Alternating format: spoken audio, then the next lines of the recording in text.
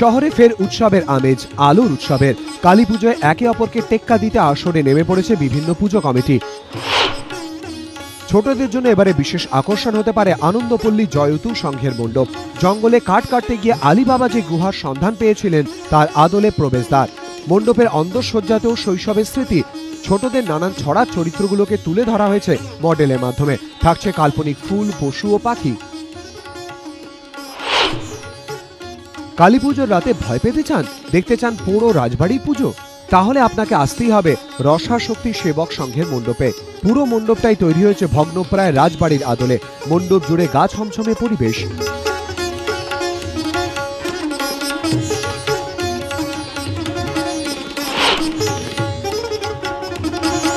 মনসা মঙ্গলের কাহিনীকে হাতিয়ার করে এবারে কালী পুজোর আসরে সূর্যনগরের মাস্টারদা ক্লাব।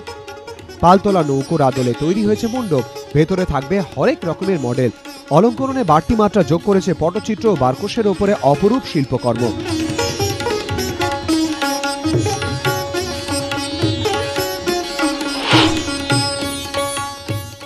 দর্শকদের এবারে গুপিবাগার দেশে নিয়ে যাচ্ছে রবীন্দ্রনগর জাগ্রত সংঘ। প্রতিমা দর্শনের ফাঁকে আপনি এখানে জীবন্ত গুপিবাগাকে দেখার সুযোগ পাবেন। সন্তোষপুরের অজন্তা স্পোর্টিং ক্লাবের পুজো প্রাঙ্গণ যেন লালন ফকিরের গ্রাম। এখানে দেবীর সাজেও বাউল সংস্কৃতির ছোঁয়া। প্যাগোডার আদলে সেজেছে চেতলা অগ্রণীর পুজো মণ্ডপ। পুজো প্রাঙ্গণ জুড়েও ছড়িয়ে ছিটিয়ে বৌদ্ধ সংস্কৃতির অসংখ্য নিদর্শন।